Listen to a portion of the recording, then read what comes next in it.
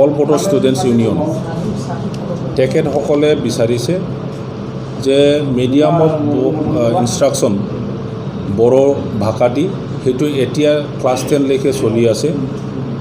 সেইটো অকল ক্লাছ 10লৈকে নকৰি ক্লাছ 11 আৰু 12লৈকে কৰা যাওক বুলি তেখেতসকলে গভৰ্ণমেণ্টক অনুৰোধ কৰিছে। তো আসাম গভৰ্ণমেণ্টে তেখেতসকলৰ কথাটো শুনিছে, কিন্তু যেহেতু Bodo medium schools 90% Bodoland territorial council টেৰিটৰীৰ ভিতৰত আছে, সেইটোৰ কাৰণে আসাম গভৰ্ণমেণ্টে BTC অথৰিটিৰ অপিনিয়ন ল'ব বিচাৰিছে। তো যেতিয়া আমি সেই ইনফৰ্মেশ্যনটো পাওঁ, লেটাৰটো পাওঁ আসাম গভৰ্ণমেণ্টৰ পৰা, আমি কাউন্সিলত আলোচনা কৰিছোঁ আৰু কাউন্সিলে এডুকেশ্যন ডিপাৰ্টমেণ্টটো দায়িত্ব দিছে যে ইয়াৰ ওপৰত আলোচনা কৰিবৰ কাৰণে।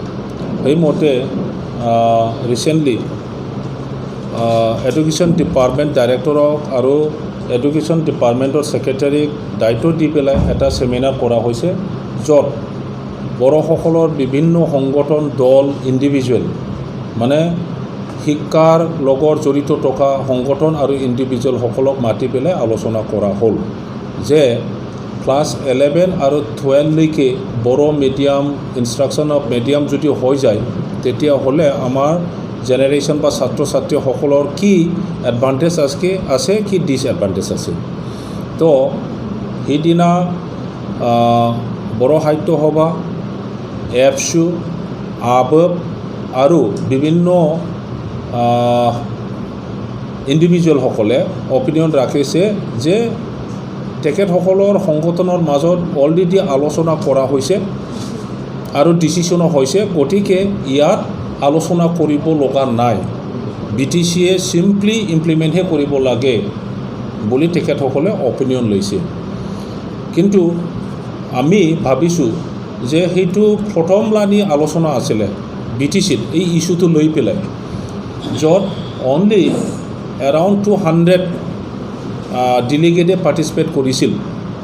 গতিকে আমি ফিল কৰিছিলোঁ যে ইমান ডাঙৰ এটা সমস্যা যিটো পাৰ্মানেণ্ট ডিচিশ্যন হ'ব, গতিকে সেইটো ছেকেণ্ড টাইমৰ কাৰণে এটা বেটাৰ আৰু লাৰ্জাৰ প্লেটফৰ্মত লৈ যোৱা যাওক, আলোচনাৰ সুযোগ দিয়া যাওক, য'ত বাকী থকা ষ্টেক হোল্ডাৰ্ছ আমাৰ বড়োসকলৰ ইণ্টেলেকচুৱেলসকলকো ইনভলভমেণ্টত অনা যাওক, এইটো আমি বিচাৰিছিলোঁ।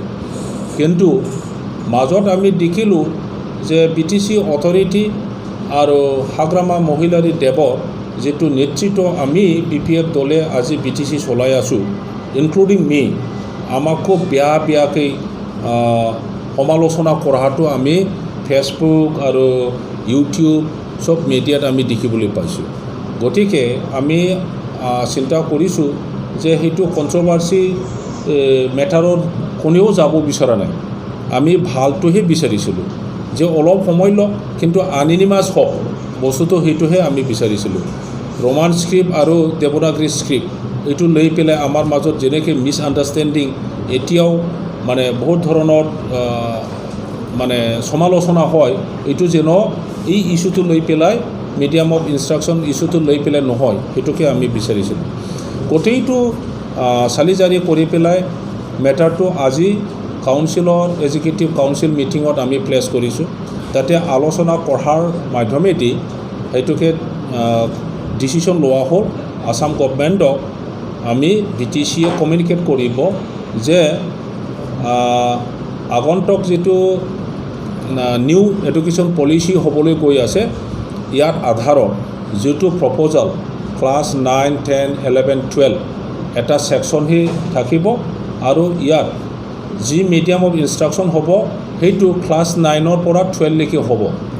গতিকে এই পলিচিৰ আধাৰতে বড়ো ভাষাটো ক্লাছ 9ৰ পৰা 12লৈকে মিডিয়াম অফ ইনষ্ট্ৰাকশ্যন কৰিব লাগে বুলি আমি কাউন্সিলৰ ডিচিশ্যন লৈ পেলাই আসাম গভৰ্ণমেণ্টক আমি জনাই দিছোঁ। আজি আহি অসমত ডাঙৰ এটা সমস্যা হ'বলৈ গৈ আছে। BTC হিচাপে আমি মিড ডে মিলটো কোনো NGO এৰি দিয়াৰ কথা আমি চিন্তা কৰা নাছিলোঁ। আমি আপফ্ৰণ্ট চেষ্টা চলাইছিলোঁ এক্সিষ্টিং যেনেকৈ চলি আছে তেনেকৈ থাক। কিন্তু যেতিয়া আসাম গভৰ্ণমেণ্টৰ পৰা ৰিপিটেডলি ইনষ্ট্ৰাকশ্যন আৰু অৰ্ডাৰ আমি পালোঁ, তেতিয়া উপায় নাইকিয়া হৈ পেলাই BTCয়ে আসাম গভৰ্ণমেণ্টে টেণ্ডাৰ কৰি পেলাই যি পাৰ্টিক যি NGO টেণ্ডাৰত দিছে এই মানুহসকলক আমি পঠাই দিব লগা হ'ল। তো ইন দি মিন টাইম ৱাৰ্কাৰসকলে আন্দোলন কৰিছে, দিছপুৰ আৰু কোকৰাঝাৰত ইতিমধ্যে ধৰ্ণা কৰিছে আৰু ভাবুকি দিছে যে সেই ধৰ্ণাতে নাথাকিব তেখেতসকলৰ কাৰ্যকলাপ, এইটো ভাইলেণ্ট হৈ যাব, গাড়ী ট্ৰেন্সপৰ্টেশ্যনৰ সেই ফুডটো গাঁৱত লৈ গৈ থকা সময়তে তেখেতসকলে গাঁৱত সোমাব নিদিব ইত্যাদি ইত্যাদি। গতিকে সেইবোৰ গোটেইটো চাই পেলাই আৰু আমাৰ মানুহসকলৰ চেণ্টিমেণ্ট ইম'শ্যন সেইবোৰ চাই পেলাই আমি আজি কাউন্সিলত এটা ডিচিশ্যন লৈছোঁ। আসাম গভৰ্ণমেণ্টক কাউন্সিলে ৰিকুৱেষ্ট কৰিব যে যি ডিচিশ্যন লৈছিলে সেইটো যেন ৰিভিউ কৰি পেলাই আগত যেনেকৈ আছিল গাঁৱৰ মহিলাসকলৰ দ্বাৰা কুকিং পাৰ্টটো যেনেকৈ কৰিছিল তেনেকৈ কণ্টিনিউ কৰক, সেইটো আমি ৰিকুৱেষ্ট কৰিছোঁ ষ্টেট গভৰ্ণমেণ্টক।